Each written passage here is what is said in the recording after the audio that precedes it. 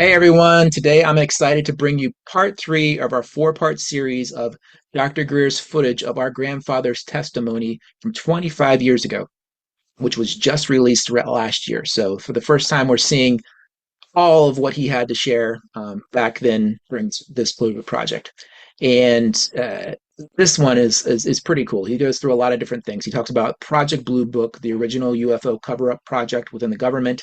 He talks about Project Paperclip, when they brought the Nazi scientists over from Germany post World War II to help work on the reverse engineered ET technology. He talks about the occult societies within Germany prior to the war that developed this technology initially and what that all looked like.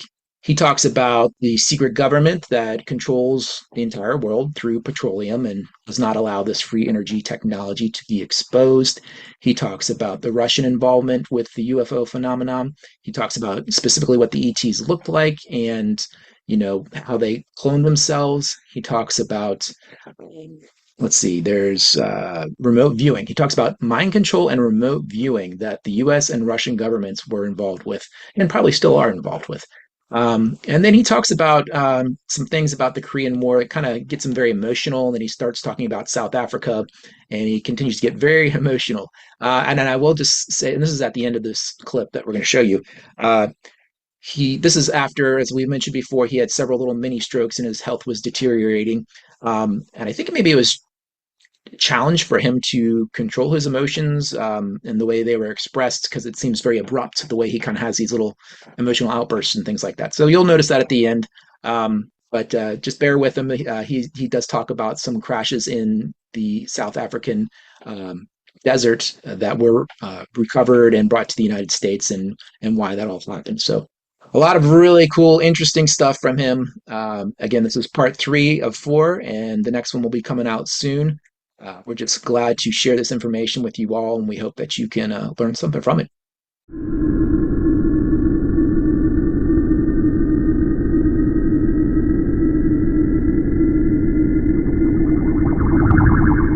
Follow questions, basic questions. Statements. Okay, what years were you with the Air Force? From 47 to 68. And what was the highest rank that you held by the time you got out? E9, Chief. State it again, saying I held. E9, Chief Master Seargent. What was the highest security clearance that you held? Cosmic. What is a cosmic clearance? It's the highest security clearance you can have. It's only those people that have a need to know about aliens, UFOs, and contacts with aliens. How did you get into a position to have that clearance? Well, slowly worked up. Like I told you about being a Conrad courier and cryptographic intelligence and so forth. And then the contact, there was no denying I didn't know they were there because I had the pictures and I went through and let a detail of men up Warner Robins, Georgia, and went through the whole thing. So because I had, that experience and everything, that class, and during the time they were putting up gap fillers, which is radars along the seacoast against nuclear sea-launched ballistic missiles, well, I was in charge of that project. You were in charge of that project? Yeah, I had then about 4 different sites that I maintained, my maintenance crew maintained down along the coast, Falfurus and several other sites down there. And that was the same time we was putting up the DEW line, across Alaska and Canada and so on and so forth. So my main project was a sea-launched ballistic missile project. Okay. And again, I just want to get some clarification. When you attained your cosmic clearance, what were your duties? To investigate and gather the information and in the beginning, it was still under the Blue Book, different snowbird and different covert. I would go interview people that claimed they had seen something and try to convince them they hadn't seen something, or they were, hallucinating or something. Well, if that didn't work, another team would come in and give all the threats and threaten them, their family, and so on and so forth. And they would be in charge of discrediting them, make them look foolish, or so on and so forth. Now, if that didn't work, then there was another team that put an end to that problem, one way or the other. So that's if these people continue to talk. Yep. And what kind of witnesses were singled out for this sequence of treatments?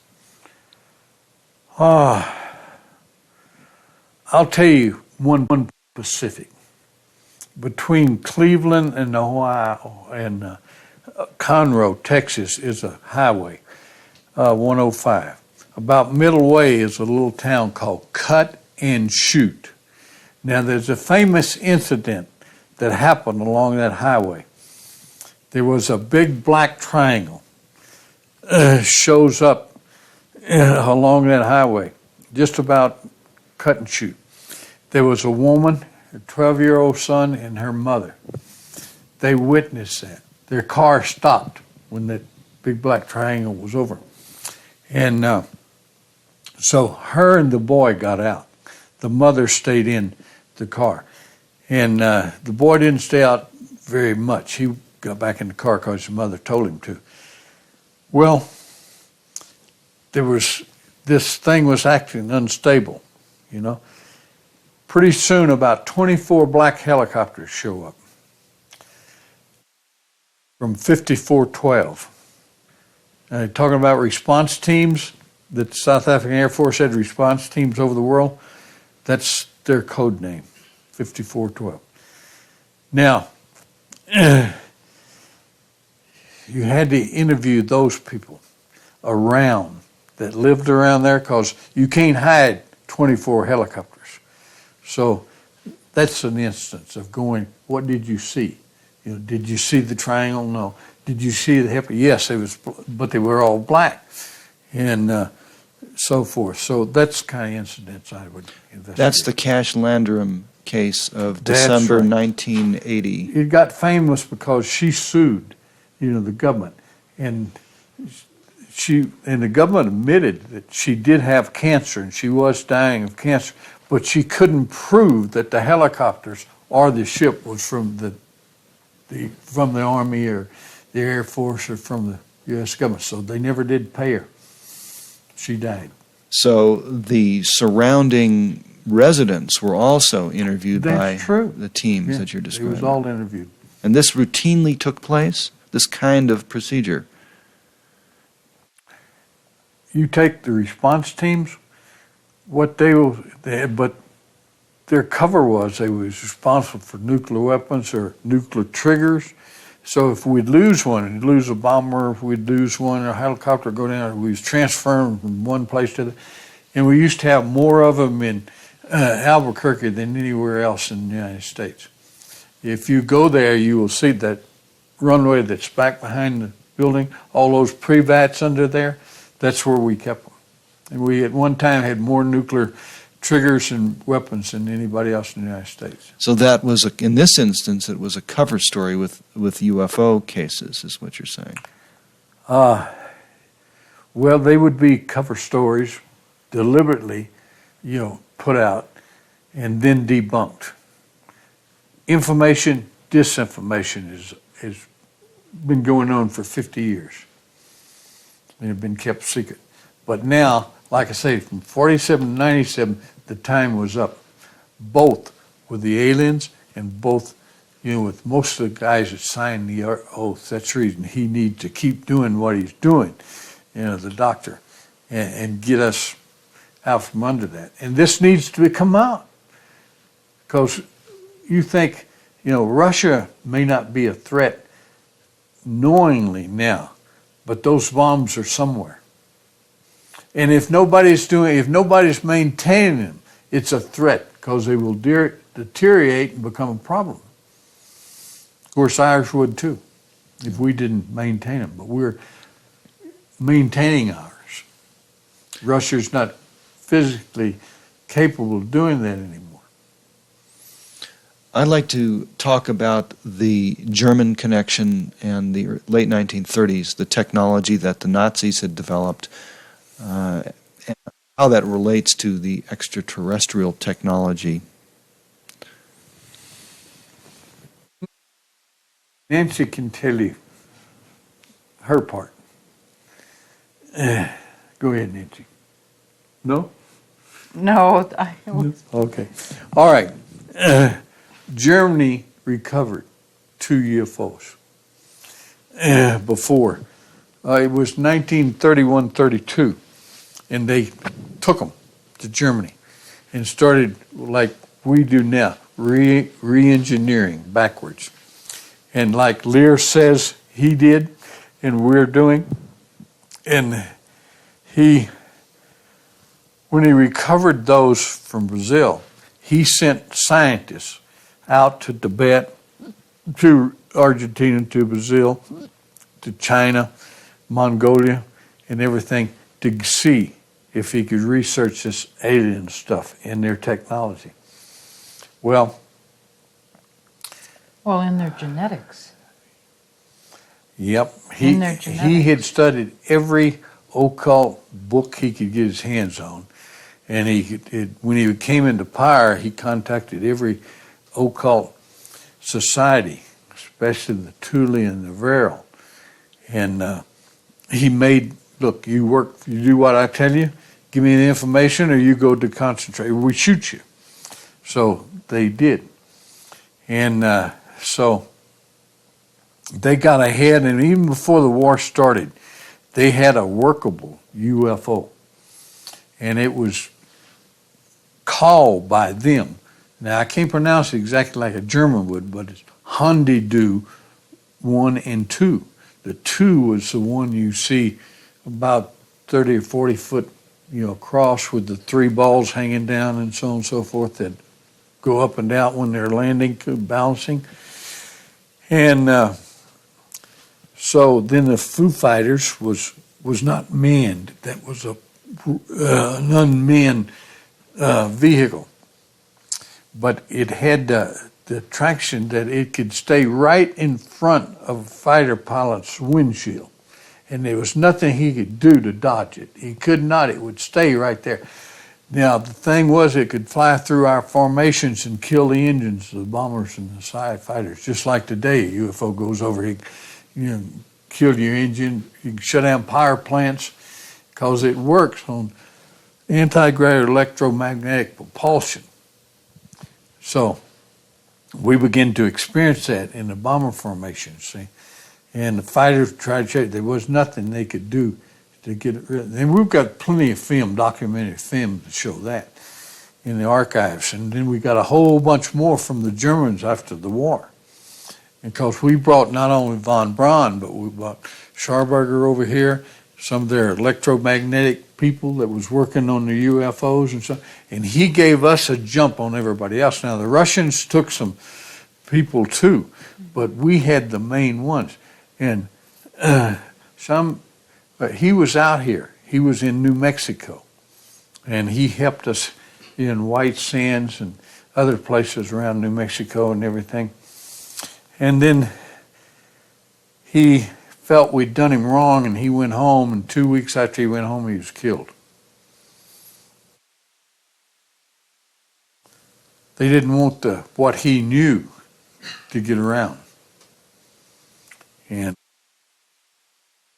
okay, is that enough? Well, there's controversy about whether UFOs are human-built or extraterrestrial. Both. We now, because of the scientists we got fancy rockets now. Well, the guys that was doing the UFOs, they wasn't sleeping. And Townsend Brown was one of our guys that was almost up with the Germans, And so we had a problem. We had to keep Townsend Brown, what he was doing on anti-gravity electromagnetic propulsion, secret because even back in Telstra's time, he had free energy that he could all you had to do is put up an antenna and drive a stake in the ground and you could light this house and have all the energy you need. Well, what do we run on? For the last spindle top, we've run on petroleum. Who's control of petroleum of the world? A lot of people think that Iraq, Iran, and so on and so forth. They don't. We control it. Us and the British interest and the world interest. Well, some people refer to this the secret government. Okay, a group of the richest men in the world control petroleum, has controlled it, and you don't need cars unless you got an internal combustion engine. Well, if you have one of these units, that's about 16 inches long and about 8 inches high and about 10 inches wide, then you don't need to plug into Kit Carson, the local electric company. It burns nothing, no pollution, okay? It never wears out because there's no moving parts. What moves is electrons, in the gravity field, in the electronic field, and they turn in opposite directions. Okay, you put one in a car, the car would rust and fall down around it before that would ever wear out. So what's that going to do to the world economy that runs on petroleum? So it's not that our government and the world doesn't want us to know there's other people on other planets, that are visiting here and has visited here for 1,000 years. What the people in power right now don't want us to know is that this free energy is available to everybody. Toyota has a car that runs on that. Ford has produced one that runs on that. But now, Toyota will probably turn it loose and bring it over here either in 2001 or 2, because they got to pay high prices for all, and we're pretty soon doing that. So when this knowledge is found out by the people, they're going to demand our government release this technology, and it will change the world. But that's the greatest secret they want to keep.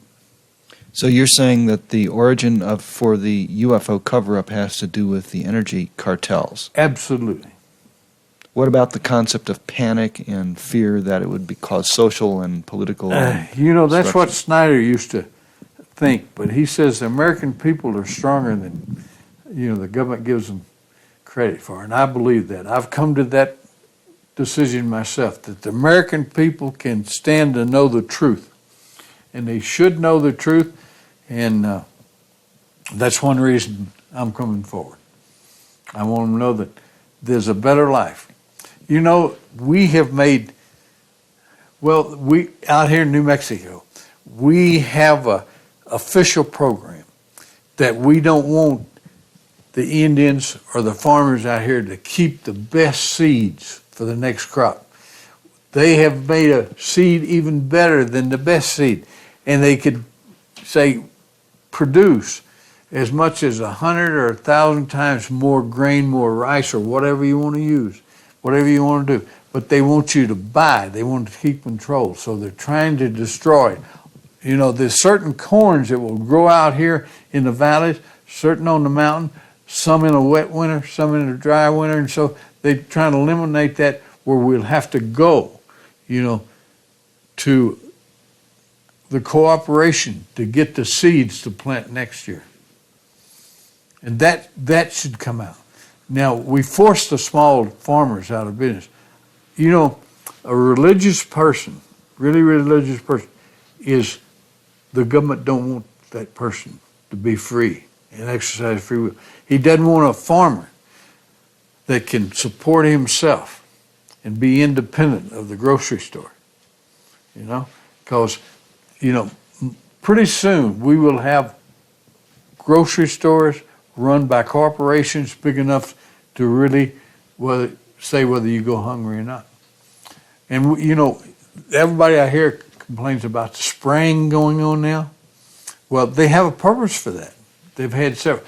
Now, back in the, the late 60s, we killed a lot of sheep out here over the reservations by spraying, We was trying out experiments and everything. Well, I don't, somebody should ask them, why are you doing all this spraying now out over New Mexico and Arizona? The government needs to explain to people what they're doing. Now, some of it's marvelous and wonderful. We could feed everybody. We could turn deserts. And if you go up to White Sands, you'll see the corn and crops growing out there in that sand. We know how to do that. The guy, what's his name in the wheelchair, the genius that brought us into quantum physics? You know the guy that can only move his fingers? What's his name? Stephen Hawking. Okay. Now, he broke through to quantum physics where we can change sand. We take the molecules, we get water, and we get oxygen out of the desert. Now, that's two things we need on the moon and Mars if we're going to develop colonies there. And I attended a lecture at Johns Hopkins University, and Goldstein was speaking one time, and he said that the last little satellite we sent up, dig around in the rocks and everything, he says, I'll guarantee that if we find that we can take the oxygen and the water from the surface of the moon, we'll colonize it within 5 years. And we've got plans to do that now. Okay, I want to turn back to the UFO topic. All this stuff's connected to it in a very big way, but we're trying to focus in on that. I'm going to look at some of the chapter headings here. And Wondering, about something. If I could just. I know you're not to me, but I didn't want to make a bunch of noise. Am I? oh, okay. Yeah. Huh? You got another one? Yeah, there's a question. Did you, during the course of your career implementing your cosmic clearance, security clearance, have access to or view bodies of alien autopsies? Photographs or actual bodies? No opportunity to photograph them. I've seen photographs, but I didn't photograph them. What was the circumstance? Well, really, the first photographs that I saw was from Russia. See, Russia is the one that told everybody that there was such a thing as Area 51. They released their satellite pictures of it. That was out. So we finally had to admit there was such a thing as Area 51. Russia gave us the first satellite photographs. So the photographs of the autopsy was Russian that you saw? Yes. Could you describe that situation? Did you see what we said, was alien autopsy on TV? Yeah. Yeah. It was very similar to that. They had pads on their fingers, suction cups was what it looked like, and what they said it was, used for. And they had a medical team that explained, but there was arguments in the aliens that they couldn't explain what they did. Now, I've seen things that described the ones that we've autopsied, that they can't reproduce physically. They lost that. Due to, they went underground, lived underground for, till they developed, as you would live in underground. Their pupils expanded. That's the reason their eyes are that way. They can't stand light. And they grew small, because if you're living in a tunnel, you don't need to be big and bumping your head all the time. But because of the light deficiency, they learned to, and their heads got so big, their women couldn't pass the heads. There was too much pain. So they did it technologically by cloning or by you know, like a test tube. And then they have almost like, well, let's say a Spock, robot. And so that's how I explain that. Yeah.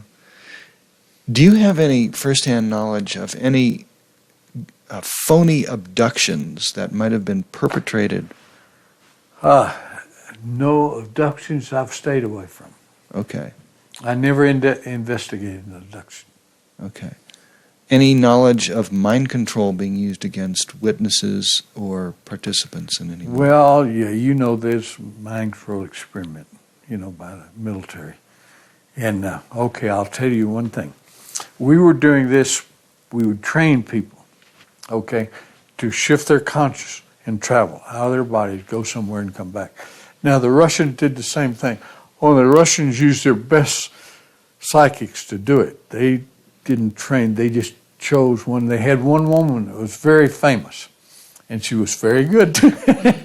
So one of our guys, he was sent to the Kremlin, and he was there in the Kremlin. But she come up and stood right in front of him, and he mentally told his controller, he says, she knows I'm here. She's standing right in front of me, and she knows I'm here. And he said, okay, we'll break off and come home. He did, and she followed her right into our headquarters. So we dropped. The Army then denounced that they was giving up that project. Remote viewing, you've heard of that. So whether they gave it up or not, that's for you to decide. Okay. There is a subject that I would like to pursue, and that is the Kalahari Desert retrieval, crash retrieval.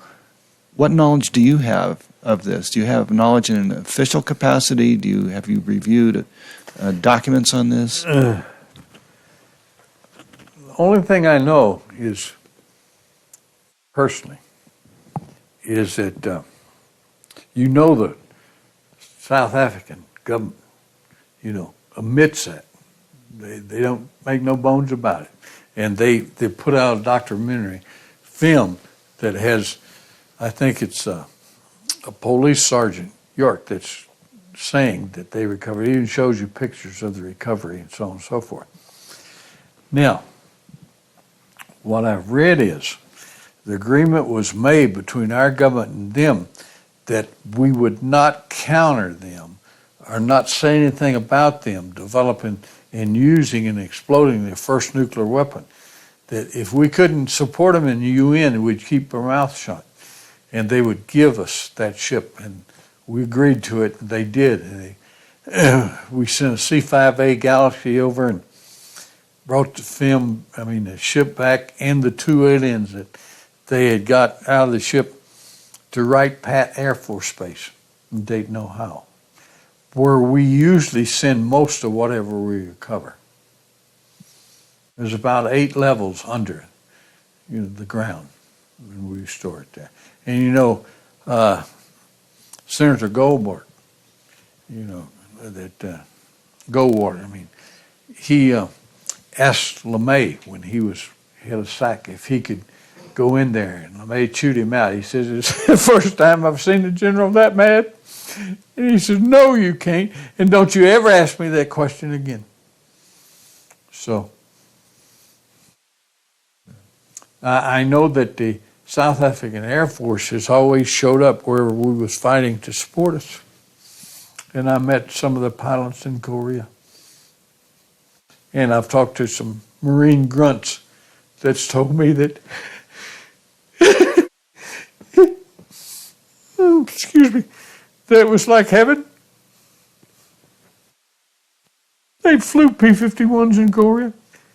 And he said, if they couldn't get Marine support, their second choice was South Africans, because it was like having 6 more machine guns in your squad. So, about South African Air Force personally. And so you realize, here's what I've thought within myself. if I had to name the most prejudiced people, class system, it would be South Africa until they elected Mandela president. And then he started the amnesty program where if the white people would admit what they had done wrong, he'd pardon them. But if they didn't admit it, they'd always be an enemy of the state. Now, there is a woman in Africa, famous woman, that for 10 years have told the world that she was abducted, by a commander of a foreign group, alien group, and taken to his planet 2 or 3 times. And she comes back and goes around the world lecturing on this. And I think, why didn't Russia or why didn't we get a good ship in great shape? And we was looking for it. South Africa wasn't looking for it. Why did they arrange for South Africa to get this ship? Nobody was hurt. No alien was hurt. No South African was hurt. After Mandela had come president and changed the way of life in Africa. I think, to me, it was a sign of a reward. If anybody was going to get one and admit it publicly, I think they would have gave it to South Africa once they solved their race problem.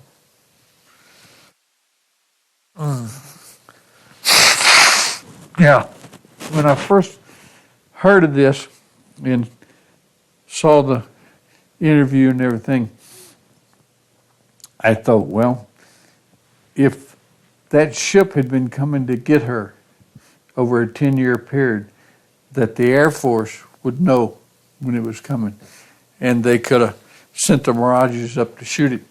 But I don't think that was it. I think they were meant to have it, and it was their way. Like I say, if our government didn't break down and let all this stuff out pretty soon, they will. And I think that was one of the first steps of them arranging for them to get that ship. That's my opinion. Yeah. God, my head is swimming. Let me think for a moment here. Now, I want you to ask us, what I've told you, is it going to make any difference in your life? You better wake up, better change, get interested, changing your life.